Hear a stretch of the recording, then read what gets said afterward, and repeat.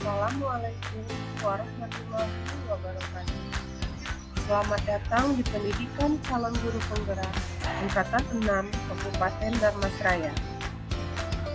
Pada kesempatan kali ini, izinkan saya untuk memaparkan aksi nyata terkait modul 1.4 Budaya Positif. Saya Yusi Afisaniawati, Guru SMP Negeri 3 Kota Salak, Kabupaten Darmasraya.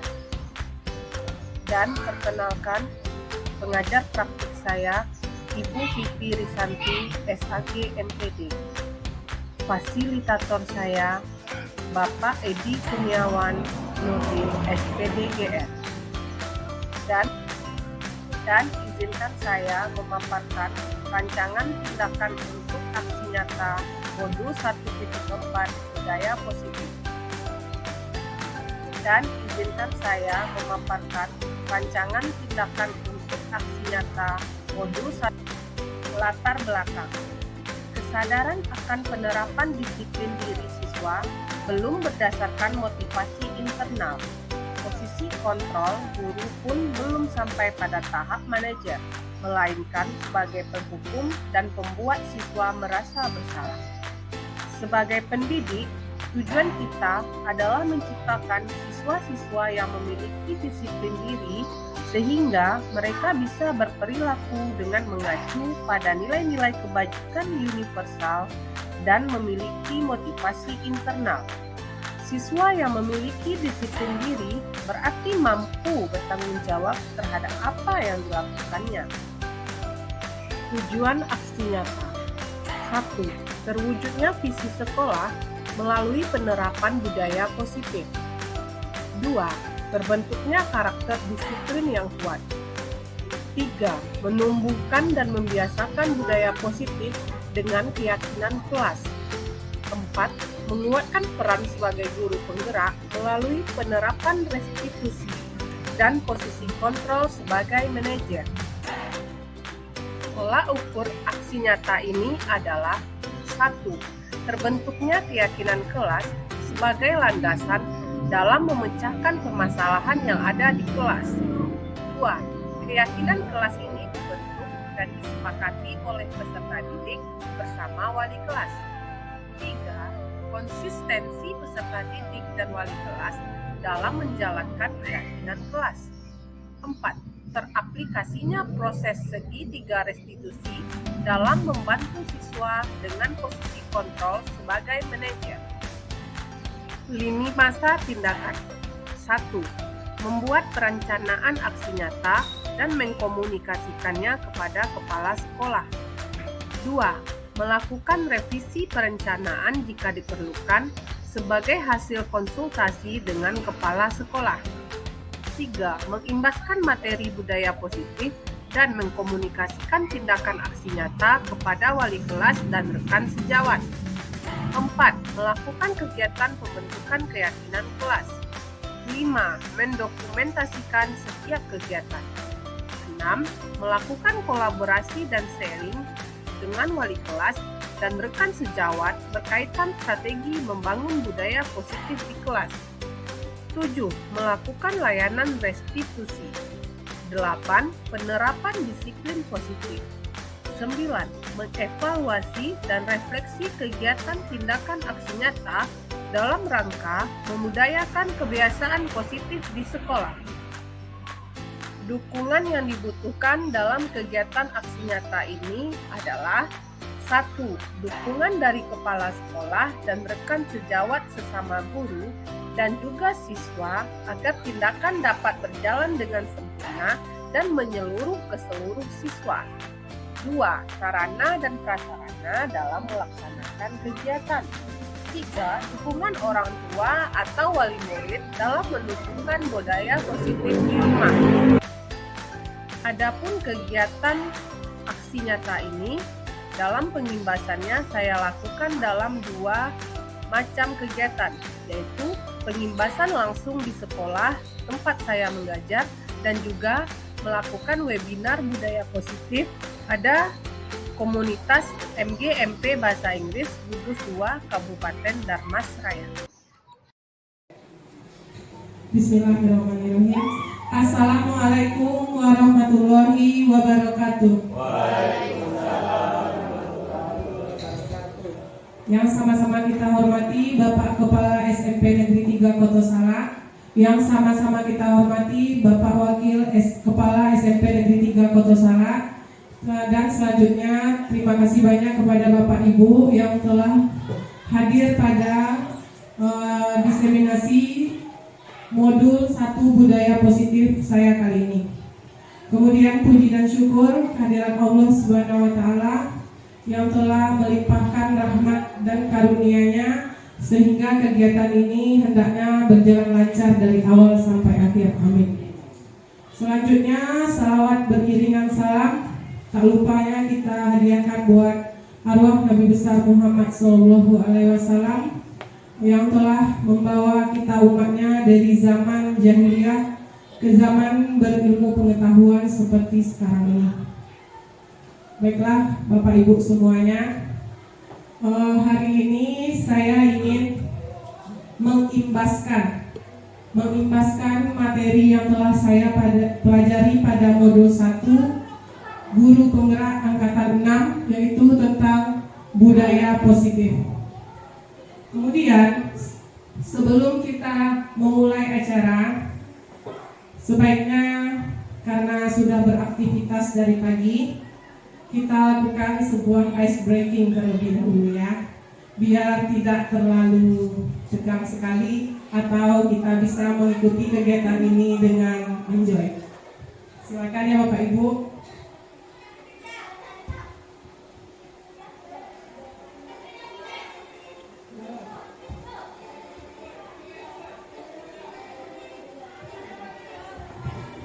Kita semua mengikutinya. Tapi duduk aja.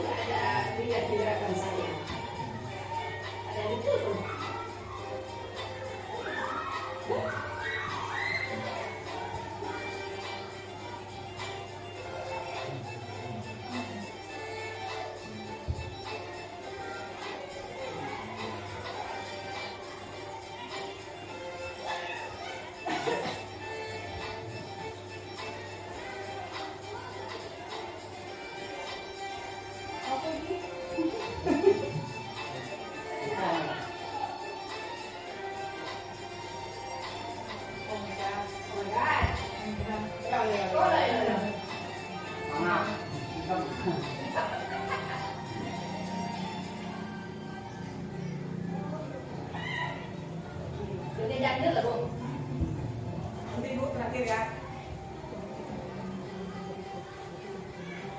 Ini harus jaga-jaga. Engkau. Hah? Oh balik ya? Ayo.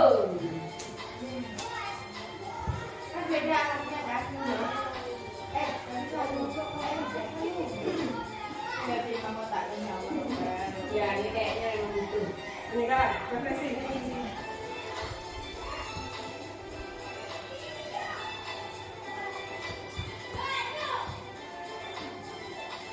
Yang depan aja salah gitu. Yang depan aja salah. Iya.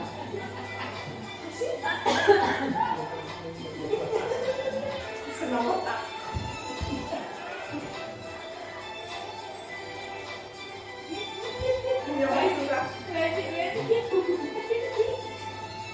Gampang Mbak. Nah ini gampang kayak ini ya. Enggak Kalau cepat susah ya. Oke. Semoga bisa merefresh kembali kita dari aktivitas-aktivitas tadi.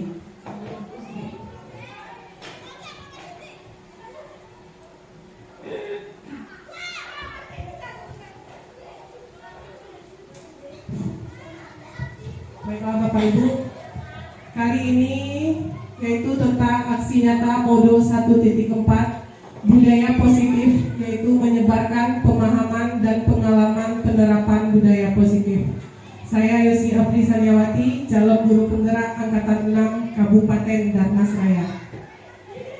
Kemudian selamat datang para guru hebat, mari kita belajar bersama, berkolaborasi dan saling mendukung demi mewujudkan disiplin positif di sekolah kita tercinta.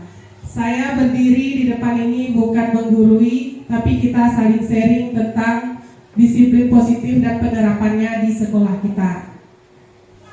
Selanjutnya, yang pertama adalah konsep utama modul budaya positif. Yaitu Bapak Ibu, ada 6 konsep utama dalam modul budaya positif ini. Yang pertama yaitu perubahan paradigma belajar. Yang kedua, disiplin positif. Yang ketiga, kebutuhan dasar manusia. Yang keempat, motivasi perilaku manusia. Yang kelima, posisi kontrol restitusi. Yang keenam adalah segitiga restitusi. Selanjutnya, mari kita bahas satu persatu. Yang pertama adalah pembelajaran dengan paradigma baru. Pembelajaran dengan paradigma baru dirancang berdasarkan prinsip pembelajaran yang terdiferensiasi, sehingga setiap siswa belajar sesuai dengan kebutuhan dari tahap perkembangannya untuk mewujudkan profil pelajar Pancasila. Adapun profil pelajar Pancasila itu yaitu yang pertama, beriman, bertakwa kepada Tuhan Yang Maha Esa dan berakhlak mulia. Yang kedua, berkebinekaan global. Yang ketiga, bergotong royong. Keempat, kreatif. Yang kelima, bernalar kritis. Dan yang terakhir adalah mandiri. Kemudian, disiplin positif. Apa itu disiplin positif? Dalam pembelajaran di sekolah tidak terlepas dari istilah disiplin. Tentu selama ini kita selalu tujuan dari sekolah ini adalah mendisiplinkan anak. Benar begitu Pak Sum? Kan terlebih pada kegiatan-kegiatan yang kita lakukan, tujuan akhirnya adalah menanamkan sikap disiplin itu kepada anak. Disiplin yang dimaksud di sini adalah bagian dari budaya positif yang dapat dilakukan sebagai bentuk kedisiplinan di sekolah.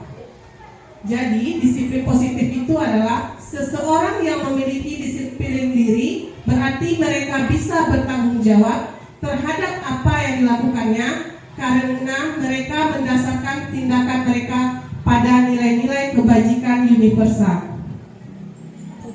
Kemudian dari disiplin positif itu, anak murid kita tentu memiliki kebutuhan dasar sebagai manusia, termasuk juga kita sebagai seorang pendidik. Adapun 5 kebutuhan dasar adalah kebutuhan untuk bertahan hidup, kemudian kebutuhan kasih sayang dan rasa diterima, kebutuhan penguasaan, kebutuhan kebebasan, dan kebutuhan kesenangan. Semua kebutuhan dasar manusia ini wajib terpenuhi agar kita dapat menjalankan kehidupan dengan baik. Kemudian, motivasi perilaku manusia. Yang pertama, untuk siswa kita dalam melakukan apapun tentu mereka mempunyai motivasi. Yang pertama, yaitu untuk menghindari ketidaknyamanan atau hukuman. Selama ini siswa kita mereka patuh, mereka disiplin karena mereka takut akan hukuman. Pada motivasi menghindari ketidaknyamanan ini adalah tingkat terendah dari motivasi perilaku manusia, khususnya murid. Mereka hanya melakukan atau disiplin karena hukuman. takut dihukum, takut melanggar aturan. Kemudian tingkat yang kedua itu mereka untuk mendapatkan imbalan atau penghargaan dari orang lain. Mereka mau belajar dengan rajin, mereka mau disiplin, itu karena ada penghargaan dari guru ataupun temannya. Misalnya mendapatkan ranking atau dipuji secara tidak langsung, itu adalah sebuah penghargaan. Yang ketiga, motivasi yang paling baik adalah untuk menjadi orang yang mereka inginkan dan menghargai diri sendiri dengan nilai-nilai yang mereka percaya. Jadi inilah motivasi yang seharusnya kita inginkan dari dalam diri siswa kita. Bukan karena takut dihukum, bukan karena penghargaan, tapi karena tumbuh dari diri mereka sendiri. Kemudian ada beberapa konsep disiplin. Yang pertama dengan identitas gagal, ada yang dengan identitas sukses. Yang dengan identitas gagal yaitu hukuman, kemudian penghargaan. Selama ini Bapak Ibu, saya juga berpikiran bahwa hukuman itu akan mendisiplinkan anak. Kemudian jika mereka melanggar aturan, kita hukum, maka mereka akan disiplin. Tapi ternyata hukuman itu adalah konsep disiplin dengan identitas gagal. Karena hukuman itu bersifat menyakitkan, membuat anak tidak nyaman, membuat anak takut, sifatnya memaksa dan tiba-tiba kemudian murid akan menyembunyikan kesalahan mereka atau mereka akan tidak mau langsung mengakui kesalahan. Kemudian mereka juga menjadi rendah diri. Kemudian jika diberi penghargaan, maka ini juga tidak efektif, akan merusak hubungan mereka atau menimbulkan sifat iri di antara sesama murid. Kemudian menghukum dengan sistem ranking, artinya kita membeda-bedakan anak, itu tidak diperbolehkan. Kemudian merampas hak menghargai dirinya. Setiap anak dilahirkan dengan kelebihan dan kekurangannya masing-masing. Jadi anak-anak itu mereka perlu diterima dengan baik di sekolah. Tidak ada istilah untuk meranking-ranking atau membeda-bedakannya berdasarkan jika muridnya pintar kita sayang seperti itu, sebenarnya salah Bapak Ibu. Selanjutnya, konsep disiplin dengan identitas sukses. Semoga ini kedepannya bisa kita terapkan di sekolah kita. Yang pertama yaitu konsekuensi. Konsekuensi berbeda dengan hukuman. Kalau hukuman sikapnya memaksa, konsekuensi adalah kesepakatan yang kita buat dengan anak. Jadi jika mereka melanggar, mereka telah melanggar kesepakatannya sendiri. Jadi mereka akan sadar dari dalam dirinya. Konsekuensi itu berupa penguatan jangka pendek. Jadi kita perlu melakukan monitoring berkelanjutan terhadap konsekuensi tersebut. Kemudian adanya stimulus dan respon. Kita berikan berupa stimulus, tindakan-tindakan berupa stimulus sehingga anak meresponnya. Kemudian murid akan menghormati peraturan. Kemudian kehilangan waktu untuk merenungi kesalahan. Restitusi adalah konsep disiplin yang dengan identitas sukses tertinggi. Di sini restitusi adalah murid bertanggung jawab terhadap perilakunya. Fokus pada pemecahan masalah jangka panjang. Murid menghormati dirinya dan orang lain. Kemudian murid memegang kontrol atas dirinya dan murid bersemangat memperbaiki kesalahan. Selama ini kita selalu memberikan hukuman kepada murid, tapi nyatanya itu tidak efektif. Mereka jerah tapi hanya dalam waktu yang tidak lama. Sebetulnya saya sudah melihat konsep restitusi ini diterapkan oleh Bu Cetrahmi selaku guru BK kita. Beliau memanggil anak, mengidentifikasi kesalahannya, tidak langsung memarahinya, mengeksplor apa yang terjadi penyebab kesalahan-kesalahan mereka, sehingga mereka sadar dan mengakui kesalahannya dan akhirnya mau berubah. Kadang saya juga melakukan kesalahan Bapak Ibu. Saya kalau anak bikin PR suruh berdiri di tiang bendera atau suruh keluar kelas. Padahal itu sebetulnya tidak efektif. Bisa jadi entah apa yang dihadapi anak di rumah, yang membuat dia tidak bisa mengerjakan tugasnya. Jadi kita belum jadi tahu masalah anak sudah marah-marah karena dia melanggar peraturan, itu tidak benar. Jadi yang paling tepat adalah restitusi dan akan kita bahas selanjutnya. Jadi restitusi itu adalah sebuah pendekatan menciptakan disiplin positif. Jadi sebenarnya sudah dilakukan, tapi kita baru tahu kalau teorinya itu bernama restitusi. Sebelumnya sudah dilakukan. Restitusi adalah proses menciptakan kondisi bagi murid untuk memperbaiki kesalahan mereka sehingga mereka bisa kembali pada kelompok mereka dengan karakter yang lebih kuat. Karakter yang lebih kuat adalah karakter bahwa mereka telah sadar akan kesalahannya. Jadi mereka muncul motivasi dalam diri untuk tidak mengulanginya lagi. Ini adalah ciri-ciri restitusi, ada lebih kurang 10. Selanjutnya, perbedaan. Sudah saya coba menerapkan segitiga restitusi ini pada siswa kelas 8B, yaitu kasusnya mereka salah seorang siswa ada yang tidak membuat PR. Saya mencoba memberi konsep hukuman yang saya berikan kepadanya adalah yang pertama, saya suruh hormati bendera. Kemudian saya marah dan mereka menjadi takut. Kemudian saya juga menyuruhnya keluar kelas. Ini konsep pendidikan zaman Belanda, Bapak Ibu. Jadi tidak berlaku lagi bagi anak zaman sekarang, karena pembelajaran itu disesuaikan dengan kodrat alam dan kodrat zamannya juga. Mungkin pada zaman dahulu satu kesalahan, satu pukulan itu efektif pada zaman kita. Tapi anak zaman sekarang tambah dimarahi, tambah menjadi-jadi. Jadi itu tidak efektif lagi. Sedangkan konsekuensi, yaitu saya berikan konsekuensi kepada mereka untuk boleh kamu bikin PR, tapi nanti jam istirahat. Kemudian guru tegas dan siswa menghormati guru. Sebetulnya ini cuma berlangsung pada jangka pendek juga. Kemudian sedangkan restitusi, yaitu guru menanyakan kesepakatan kelas yang telah dibuat dan siswa telah menyadarinya. Di beberapa kelas yang saya mengajar, saya sudah membuat kesepakatan belajar atau kontrak belajar bersama mereka. Itu dibuat berdasarkan curah pendapat antara saya dengan kelas tersebut. Jadi peraturannya, keyakinan itu dibuat berdasarkan secara musyawarah, tidak atas petunjuk saya saja, tapi anak juga berhak berpendapat. Jadi jika mereka melanggar, mereka sudah melanggar keyakinannya sendiri. Kemudian guru bersifat terbuka dan siswa menghormati dirinya sendiri dan orang lain. Kemudian selanjutnya Bapak Ibu, kita selaku guru ada 5 posisi kontrol yang mungkin pernah kita jalani. Yang pertama, penghukum. Kita selaku guru sudah berlaku sebagai penghukum terhadap anak. Seorang penghukum bisa menggunakan hukuman fisik dan verbal.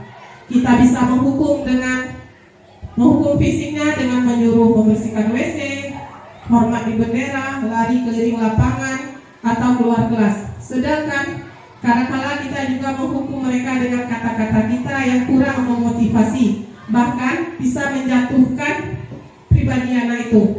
Sebuah pengalaman ya Bapak Ibu, ada seseorang yang karena perkataan seorang guru dia berhenti sekolah. Dia gagal di satu mata pelajaran, kemudian pelajaran lain ikut imbasnya. Memutuskan untuk tidak sekolah berarti kan kita memutus masa depan anak. Jadi penghukum itu bisa melakukan hukuman secara fisik dan verbal, dan ini biasanya guru-guru yang bersifat sebagai penghukum itu akan berkata, patuhi aturan saya atau awas, kamu selalu saja salah. Kemudian selalu awak jo yang terakhir. Itu adalah kata-kata dari seorang penghukum. Kemudian guru juga bisa menjadi pembuat rasa bersalah. Pada posisi ini biasanya guru bersuara lebih lembut. Pembuat rasa bersalah akan menggunakan keheningan yang membuat orang lain merasa tidak nyaman. Misalnya kita sudah terlalu lelah marah-marah, tidak tahu mau melakukan apa lagi, akhirnya diam. mogok bicara kepada siswa atau bahkan tidak menegurnya karena dia sudah merasa tidak dihormati. Ini adalah posisi kontrol untuk pembuat rasa bersalah. Kata-kata yang keluar dengan lembut biasanya seperti ini. Ibu sangat kecewa sama kamu. Artinya kita tidak mendapatkan dia sesuai dengan ekspektasi kita. Kemudian di posisi ini murid akan memiliki penilaian diri yang buruk tentang diri mereka. Akhirnya mereka merasa minder karena kenapa ya ibu itu nggak mau lagi menyuruh saya, kenapa ya ibu itu diam saja. Dia memikirkan kesalahannya, akhirnya dia minder dan merasa tidak berharga dan telah mengecewakan orang-orang yang disayanginya. Kemudian ada juga guru yang bersifat teman.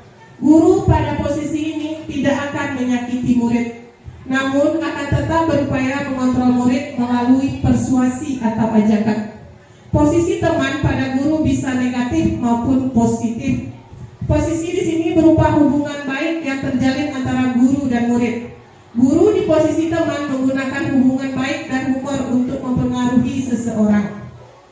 Biasanya karena kita tingkat SMP, kita kadang-kadang sudah bersikap seperti kakak bagi mereka, sudah seperti teman.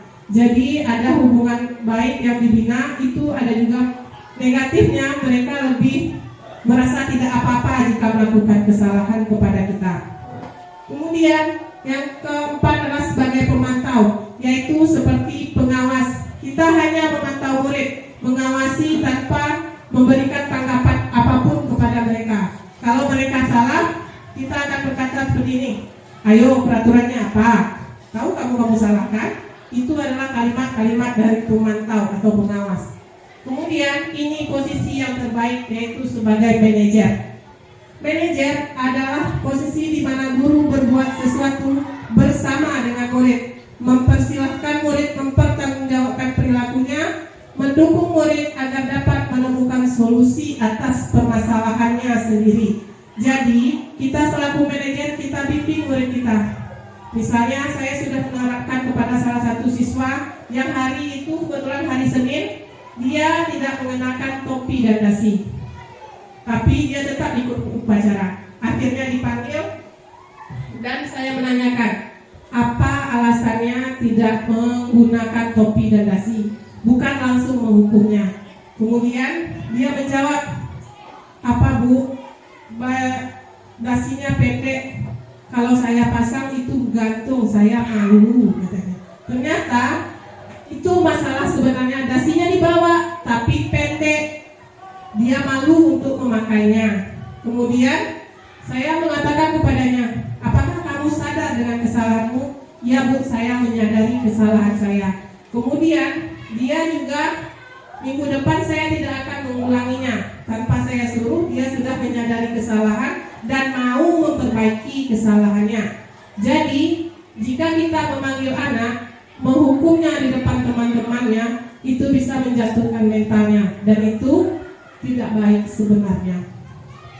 Selanjutnya, berarti selaku manajer kita akan membuat keyakinan kelas atau kontrak belajar. Seperti sudah saya buat grup wali kelas, tujuannya itu supaya kita punya keyakinan kelas yang sama untuk tiap-tiap kelas kita.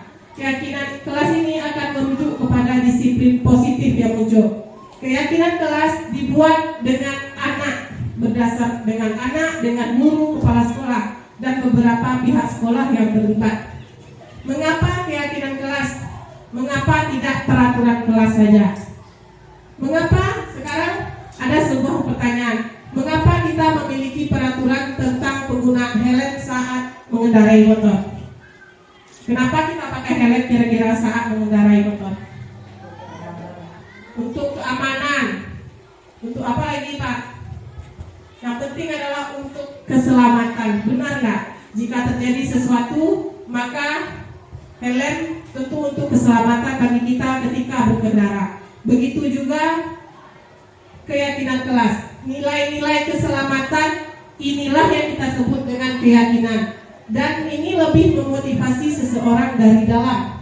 Seseorang akan lebih tergerak dan bersemangat menjalankan keyakinannya daripada hanya mengikuti peraturan tertulis yang tanpa makna. Jadi Kita buat peraturan banyak, cuma kita yang membuat. Tapi anak-anak, entah dia suka, entah dia mau menjalankan, entah berarti cuma kita yang termotivasi. Sedangkan keyakinan kelas ini, karena dia buat berdasarkan keinginannya, berarti dia punya konsekuensi harus mematuhinya. Ini contoh kontrak, contoh keyakinan kelas yang telah saya buat. Ini contoh dalam pembelajaran, dan itu contoh slide-nya. Kemudian ini yang English Class Agreement ini saya buat khusus untuk kelas 9 saja. Kemudian bagaimana pembentukan keyakinan kelas? Yaitu caranya membuatnya adalah keyakinan kelas ini bersifat lebih abstrak dari peraturan, lebih rinci dan lebih konkret. Kedua, berupa pernyataan universal. Yang ketiga, dibuat dalam bentuk positif. Jadi tidak ada kata-kata negatif dalam keyakinan kelas. Contohnya, tidak boleh membuat PR, di sekolah. Kita ganti kalimatnya dengan jangan, atau membuat PR harus di rumah. Pokoknya kalimatnya ubah ke bentuk positif. Kemudian dibuat tidak terlalu banyak agar mudah dipahami semua warga kelas. Untuk apa kita bikin keyakinan banyak-banyak kalau tidak dijalankan? Cukup berikan keyakinan itu 4 atau maksimal 5 agar dijalankan dengan benar oleh siswa. Seperti contohnya ini. Ini contoh keyakinan kelas di 8B. Ada 5 yang dibikin oleh siswa itu. Yang pertama, masuk tepat waktu, berpakaian rapi, mengucapkan salam, berdoa sebelum belajar dengan tertib. Mereka jalankan saja kelimanya itu sudah alhamdulillah, pasti kelas kita tenang kan? Kemudian sesuatu yang dapat diterapkan di lingkungan tersebut. Keyakinan kelas itu adalah sesuatu yang dapat kita terapkan, bukan hal-hal aneh yang tidak bisa kita terapkan. Contohnya, kita belum bisa menggunakan Chromebook untuk semua kelas, tapi kita harus mewajibkan siswa untuk menggunakan IT. Itu tidak masuk akal. Jadi keyakinan kelas itu harus berupa sesuatu yang dapat kita terapkan. Kemudian semua warga kelas ikut berkontribusi dalam pembentukannya. Yang terakhir, keyakinan kelas harus ditinjau dari waktu ke waktu. Misalnya pada zaman COVID dulu, mungkin keyakinan kelas kita adalah menggunakan masker, menjaga jarak. Tapi kalau pada saat sekarang tentu tidak lagi seperti itu. Keyakinan kelas harus berubah dari waktu ke waktu dan ada peninjauannya. Ini contoh penerapan segitiga restitusi yang sudah saya jalani. Kemudian langkah-langkah segitiga restitusi. Yang pertama, menstabilkan identitas. Ini contoh kalimatnya. Menurut Elgo, perbuatan yang Elgo lakukan tadi pagi itu benar atau salah? Setiap orang pasti pernah melakukan kesalahannya. Yang kedua, validasi. Kita validasi tindakan anak yang salah. Contoh kalimatnya, Elgo pasti punya alasan mengapa melakukan itu. Kemudian yang ketiga, menanyakan keyakinan. Dari hal tersebut, keyakinan apa yang sudah kamu langgar, nak? Mungkin pada guru BK, Bu Curami sudah menjalankan ini. Pertama dia panggil anak dulu terlebih dahulu, kita stabilkan identitasnya. Kita tanyakan, salah enggak perbuatanmu itu? Kamu melanggar apa? Apa yang telah kamu lakukan? Kita juga menanyakan, enggak apa-apa nak, semua orang pasti berbuat salah. Teman-temanmu juga begitu. Kita tidak boleh memojokkan anak Bapak Ibu. Kemudian kita validasi tindakannya yang salah. Baru kita validasi apa tindakanmu salah. Ayo, apa kesalahan yang kamu lakukan? Jika kita melakukan pendekatan ini, mungkin siswa akan lebih terbuka terhadap kita. Dan terakhir kita akan tanyakan, sekarang dari itu apa kesalahan yang kamu lakukan? Apa keyakinan kelas yang telah kamu langgar? Apa keyakinan kelas yang telah kita sepakati yang kamu langgar? Kemudian kita juga menanyakan bagaimana selanjutnya. Tanyakan kepada mereka, selanjutnya ini bagaimana, kamu maunya bagaimana? Bukannya kita menyuruh, besok kamu gak boleh lagi kayak gitu ya, besok kamu harus seperti ini, harus seperti itu. Ya, panggil orang tua, tidak boleh seperti itu. Kemudian ini contoh segitiga restitusi. Kemudian disiplin positif dalam standar pendidikan nasional adalah Bu Di dalam penerapan disiplin positif, hendaknya guru memiliki standar kepribadian profesional dan sosial yang baik, di mana guru mampu berefleksi sesuai posisi kontrolnya saat ini, yaitu posisi manajer, yang menuntun murid menjadi insan yang mandiri, merdeka, dan bertanggung jawab. Jadi anak-anak itu datang ke sekolah ini ibarat kertas putih yang kosong. Kita akan membentuk karakternya. Sudah jadi tanggung jawab kita untuk selalu belajar. Mungkin ya kita merasa kelelahan, saya juga Bapak Ibu kadang rasanya putus asa terhadap anak-anak. Tapi itulah tugas kita sebagai seorang guru, melakukan berbagai hal kepada anak. Kalau nggak bisa yang ini, kita lakukan yang ini. Mungkin akan susah, tapi mari kita lakukan sedikit demi sedikit secara bertahap agar ada perubahan di sekolah kita. Sekian dari saya. Salah dan janggal saya mohon maaf. Wabillahi taufiq wal hidayah. Wassalamualaikum warahmatullahi wabarakatuh. Baik Bapak Ibu, itu penjelasan singkatnya. Jika ada pertanyaan, silakan. Pertanyaan terkait materi budaya positif ini. Kemungkinan silakan yang bertanya. Kita buka sesi pertama ini 3 pertanyaan saja. Atau penjelasan saya sudah cukup jelas sehingga tidak ada pertanyaan lagi.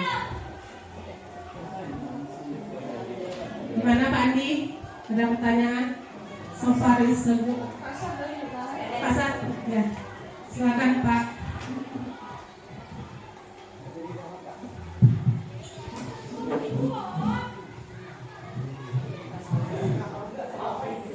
Assalamualaikum warahmatullahi wabarakatuh.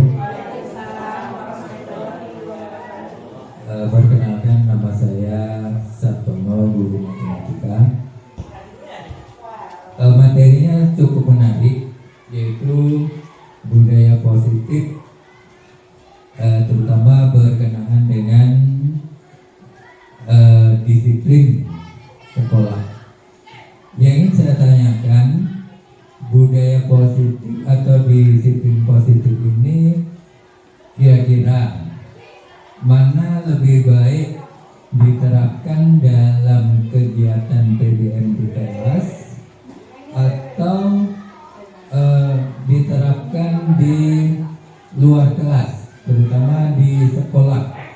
Nah, terima kasih, itu pertanyaan saya. Wassalamualaikum warahmatullahi wabarakatuh. Waalaikumsalam warahmatullahi wabarakatuh. Jadi pertanyaannya Pak, mana yang lebih baik kita terapkan di sekolah kelas, kesepakatan atau peraturan gitu ya Pak? Jadi sudah kesepakatan atau peraturan mana yang lebih baik? Oke Pak, ada pertanyaan selanjutnya? Bu Yosis? Oke, silakan ini Bu Ciprahmi.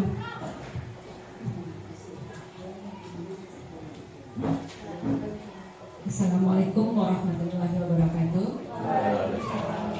Saya Citra Hirti Aminah, guru BK SMP 3. Dalam pembahasan atau dalam paparan yang telah Bu Yosi berikan, semuanya pernah terjadi sama kita. Baik yang murid dijadikan teman, murid dihukum segala macam, semua ada. Ya, sangat menarik sebenarnya pembahasan ini, terutama bagi saya juga pribadi, banyak yang bisa saya dapatkan di sini. Saya ingin menanyakan di sini tentang bagaimana cara kita mengajarkan disiplin positif kepada anak. Nah, Bagaimana cara mengajarkan disiplin dengan keadaan anak yang begitu multi perangai, multi keadaan. Ya. Terima kasih Bu Yosi. Ya, terima kasih Bu. Selanjutnya ada lagi pertanyaan yang ketiga, Bapak. Kita buka 3 pertanyaan aja ya Bapak Ibu.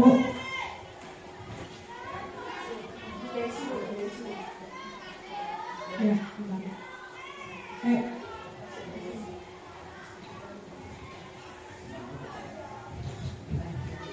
silakan Bu Desi.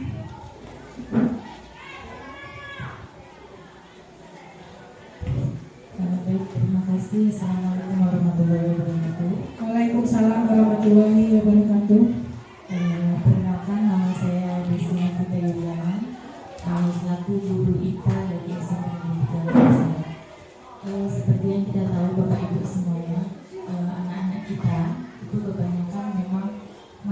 banyak sekali yang tidak menaati peraturan atau istilahnya melanggar ya. Sudah berbagai cara kita lakukan, tapi pada kenyataannya masih saja ada anak yang melanggar peraturan. Nah, yang ingin saya tanyakan di sini, jika murid itu melakukan sebuah pelanggaran, jika peserta didik melakukan pelanggaran, apakah langkah yang harus kita lakukan? Langkah apa yang seharusnya kita lakukan untuk menghadapi anak tersebut? Lalu siapa yang harus melakukan? Apakah mereka diberi hukuman atau kita maafkan saja? Mungkin itu pertanyaannya. Terima kasih. Wassalamualaikum warahmatullahi wabarakatuh. Terima kasih kepada Bapak Ibu yang telah bertanya. Dari 3 pertanyaan tadi, yang pertama dari Pak Sartono, yaitu mana yang lebih baik diterapkan di sekolah, peraturan atau keyakinan. Kemudian pertanyaan dari Bu Cundrami, yaitu bagaimana cara mengajarkan disiplin positif pada anak kita yang beragam tingkah lakunya.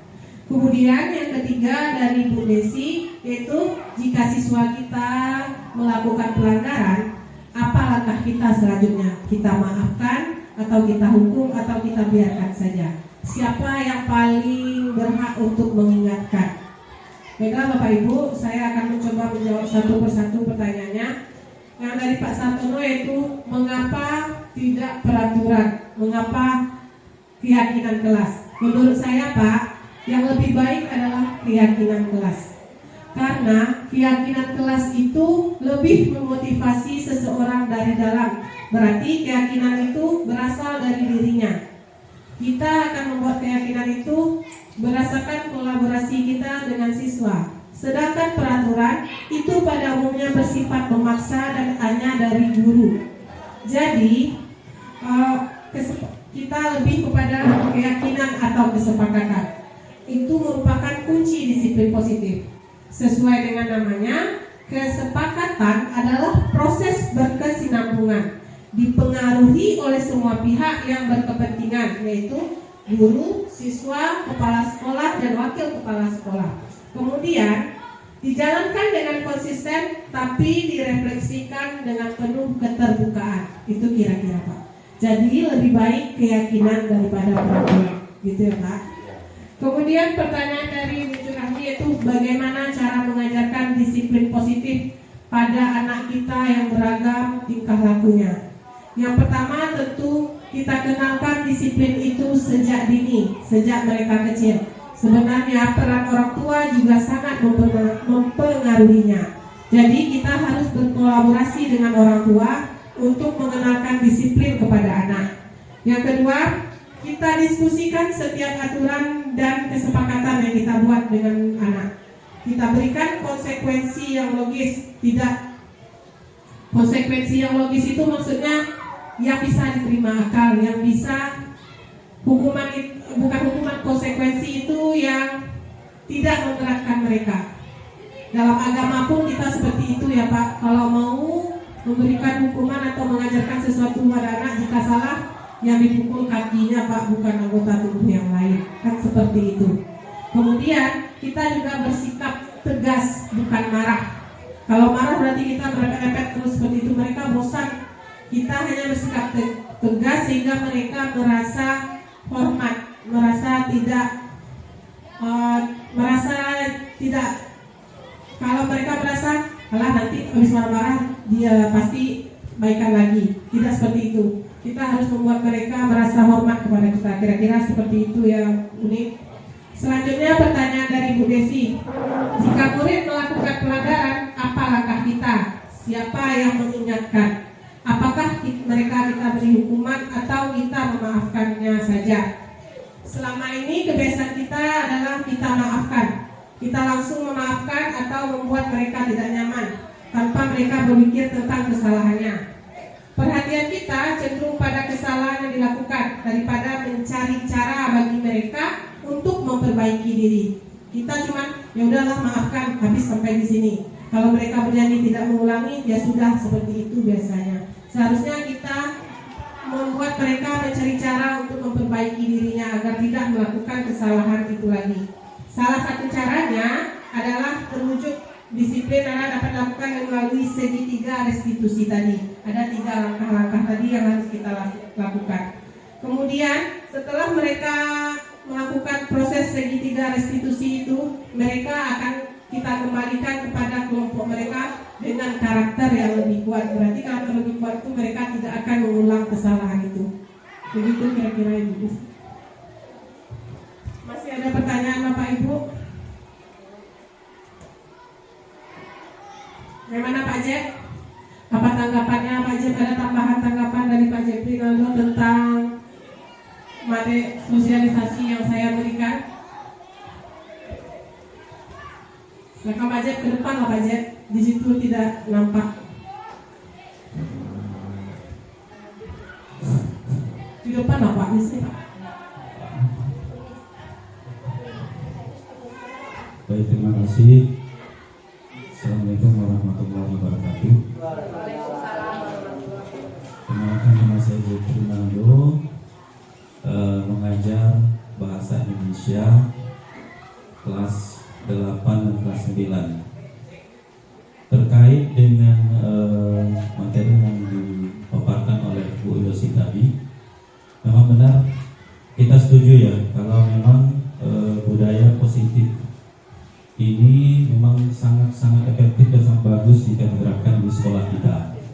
Susah pelaksananya Pak, tapi harus kita Iya. lakukan. Cuma kan permasalahannya yang tadi kan memang harus prosesnya memang harus tidak langsung instan. Jadi berkesinambungan. Jadi akan terus berlanjut. Kita membiasakan budaya-budaya yang positif seperti ini. Saya setuju sekali, sangat menarik sekali. Bukan pertanyaan ya, saya hanya menguatkan saja ya. Jadi mudah-mudahan SMP kita, SMP 3 Kota ini, mudah-mudahan dengan adanya Bu Yosi sebagai guru penggerak ya, yang menggerakkan kita semua, ini memang hal-hal yang positif dan bisa kita terapkan di sekolah kita. Semoga ya, mudah-mudahan kita bisa menjadi guru-guru yang lebih benar-benar bisa artinya apa? Bisa membawa anak kepada keselamatan, kebahagiaan sesuai dengan cita-cita dari implementasi kurikulum merdeka yang dibawakan oleh Ki Hajar Dewantara itu. Baik, itu saja mungkin. Terima kasih. Assalamualaikum warahmatullahi wabarakatuh. Oke, terima kasih Pak Jek. Jadi intinya Bapak Ibu, mari kita bergerak bersama. Sebuah kapal jika digerakkan satu orang tidak jalan-jalan Bapak Ibu. Jadi jika kita bersama, insya Allah kita bisa. Kita mulai dari hal yang kecil untuk perubahan sekolah, perubahan siswa kita ke depannya agar lebih baik, tentu dengan tujuan yang lebih baik. Bisa ya Bapak Ibu? Insya Allah. Karena di sini kita adalah guru-guru hebat semuanya, kita bisa. Kalau perkembangan zaman kita sudah bisa semuanya. Kita tinggal menerapkan kepada anak. Semoga kedepannya kolaborasi ini bisa terjalin terus. Dan saya sangat berterima kasih sekali untuk hari ini Bapak Ibu. Terima kasih untuk waktu dan kesempatan yang diberikan. Semoga diseminasi atau pengibasan saya kali ini bermanfaat positif untuk kita semua dan dapat diterapkan pada siswa kita. Jadi sekian dari saya. Akhirul kalam, wabillahi taufiq wa hidayah. Wassalamualaikum warahmatullahi wabarakatuh.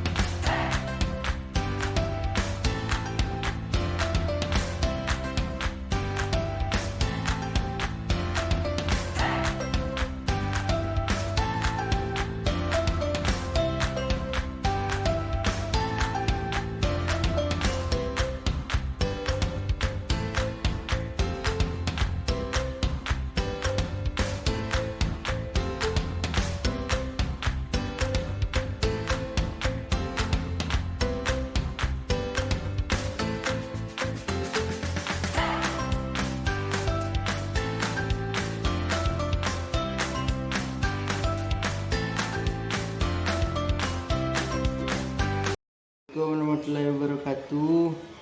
Saya dipanggil Miss Yosi ke meja piket karena tidak memakai dasi pas upacara. Saya senang tidak dimarahi, tapi hanya dikasih nasihat. Saya berjanji minggu besok akan memakai dasi dengan topi. Ini saya tidak membuat PR. Kemudian saya dipanggil Miss Yosi maju ke depan. Dan Miss Yosi tidak marah, cuma menasehati saya. Saya senang Miss Yosi tidak marah. Saya berjanji tidak akan mengulanginya lagi.